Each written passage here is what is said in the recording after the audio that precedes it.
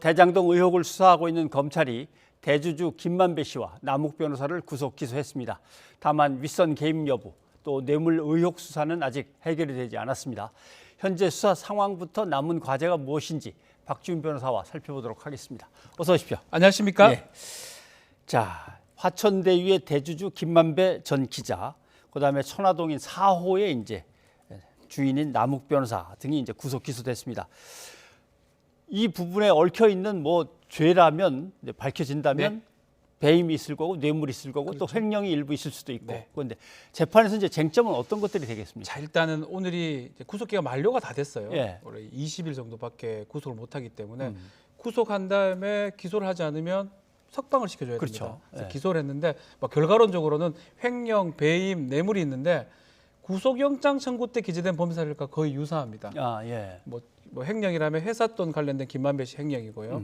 뇌물이라는 거는 이 남욱이 정민용 변호사한테 뭐 35억 원 갔다라는 거. 예. 그리고 뭐 김만배 씨가 유동규 씨한테 700억 주기로 약속했던 부분. 이게 실제로 계속 거론됐던 부분이고요. 이제 배임죄가 사실 중요하긴 한데 배임죄가 이제 1,000억 원 상당의 이 손실을 끼칠 걸 알면서도 사업을 시행했다라는 예. 그런 측면인데 그 부분은 이제 유동규 씨하고 많이 겹치기도 하고요.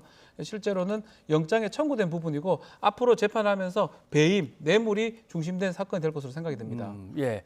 그러면 사실 이게 권력형 비리로 가려면 이제 배임의 윗선, 네. 그다음에 권력 어떤 누군가에게 권력층 누군가에게 뇌물이 어떻게 갔느냐, 뭐 이런 것들인데 일단 50억 클럽에 대한 것은 기소해서 기소 과정에서 공소장에서 빠져 있으니까 이건 수사를 계속하면서 갖다 그렇죠. 붙이는 건가요? 뭐 여든 야든 또 이재명 후보든 또 반대편이든 예. 이 배임의 윗선을 알고 싶어 하고요. 또 이 뇌물죄가 또 어디로 갔는가, 특히 이른바 50억 클럽. 예. 그것을 국민들이 좀 관심을 많이 가졌었는데 이 두 가지 부분은 좀 빠졌어요. 특히 지금 50억 클럽 부분은 지금 곽상도원을 좀 하면서 좀 탄력을 받은 것처럼 보였지만 예. 결국은 기소를 못했던 걸로 봤을 때는 앞으로 수사 과제로 좀 남겨져 있는 것 같습니다. 예. 압수수색도 했습니다. 하나은행 본점도 압수수색했고 어느 정도 자료는 확보했는 걸로 보이고 대가성을 확인을 해야 돼요. 예. 대가성이 있어야지 뇌물죄가 되고 또 알선수재죄가 되기 때문에 그 부분은 수사팀에서 계속적으로 수사를 진행할 것으로 판단이 됩니다.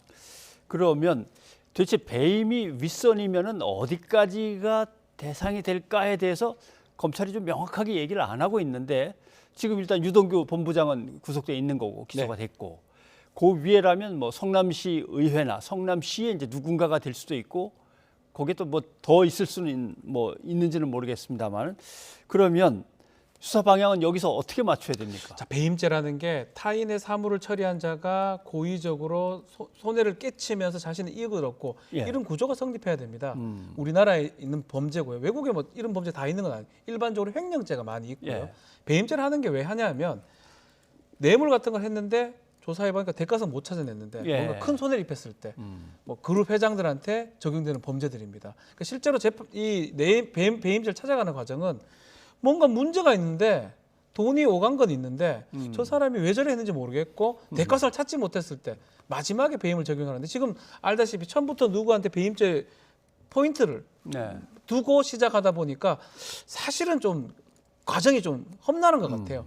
돈부터 봤었으면 찾아가면 배임죄를 찾아내기 좋을 건데 예. 처음부터 그까지 가기를 바라면서 좀 수사가 시작됐기 때문에 배임죄 가기에는 좀 시간이 좀 걸리지 않을까 생각이 듭니다.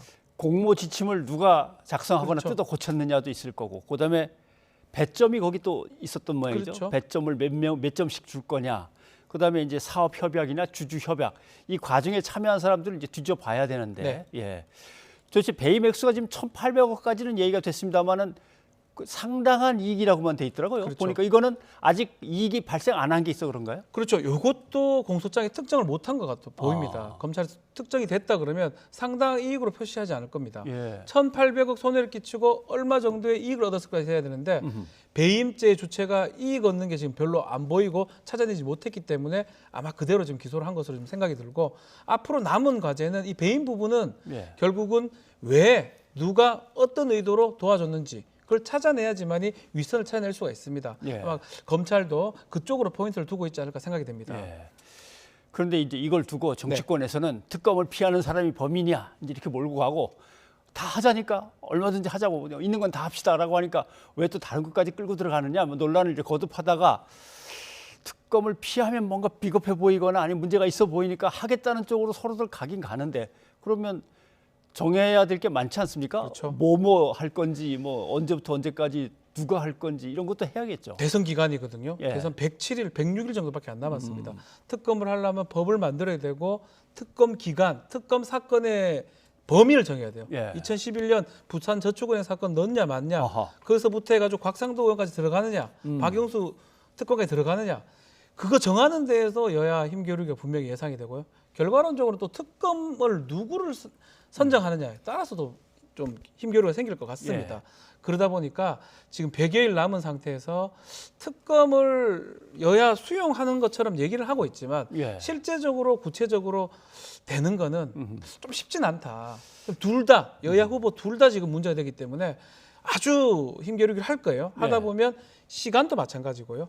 범위도 마찬가지고요. 정하기는 어렵다고 생각이 듭니다. 예. 이제 대장동에서 누가 일단 술수를 부려가지고 부당한 이득을 챙겼느냐라고 하는 게 문제가 되는데 대장동을 어떻게 돈을 모아가지고 시작할 수 있었느냐라고 하는 데서 이제 부산저축은행 문제가 나왔습니다. 그렇죠. 거기에서부터 잘못된 불법적인 불법 대출이 있었다라고 하는 건데 그 보고서가 있었는데 그 보고서가 무시됐다는 얘기가 나왔어요. 그렇죠. 여당에서 주장하는 부분입니다. 이재명 네. 후보도 특검을 한다면 이 사건까지 같이 해서 특검을 하자라고 얘기했는데 이른바 2011년도 부산저축은행 사건입니다. 이 관련해서 당시 뭐 김만배, 뭐 남욱 등등이 똑같은 부실 대출을 받고 그렇게 했는데 수사 자체는 안 됐어요. 네. 그리고 중요한 어떤 중간에 있던 팀장이라는 사람은 똑같은 사건으로 몇 년 있다가 다시 기소가 돼가 징역형이 됩니다. 그런데 대검 중수부의 당시 중수이과장인 윤석열 검사 후보가 이 사건을 그냥 무마해 준 게 아니냐라고 계속 주장을 했었는데 분석 보고서가 지금 나왔어요. 예. 그 중에 지금 뭐 회계법인 분석 보고서도 있는데 대검 중수부에서 이것을 다 자료를 확보했는데 대장동 대출권 관련해서 수사를 하지 않았다라는 게 있습니다. 그렇다면 뭔가 봐줬던 게 아니냐라는 게 지금 여당 측 주장입니다.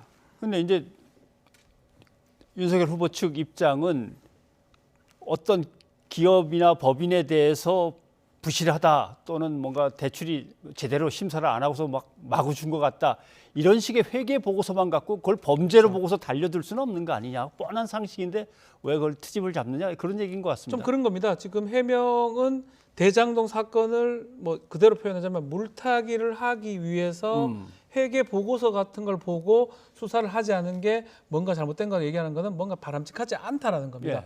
그렇지만 이제 이게 똑같은 사건이 2015년 가서 다시 기소가 됩니다. 그땐 또 해요. 그런 부분들은 좀 확인이 좀 돼야 돼요.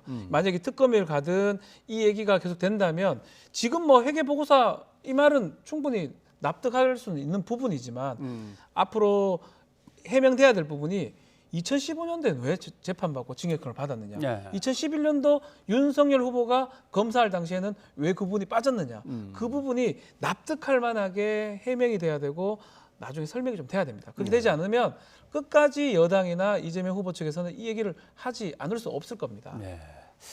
알겠습니다. 일단은 기소가 거의 다 됐으니까 재판부는 결국 뭐 하나의 사건을 해서 병합해서 처리를 하겠죠. 그렇죠. 다 유동규 씨도 같이 있고. 하고 이 뇌물 사건, 곽상도 뇌물 사건들은 따로 지금 진행되고 있는 걸로 알고 있습니다. 예, 알겠습니다. 자, 오늘 여기까지 듣도록 하겠습니다. 고맙습니다. 감사합니다.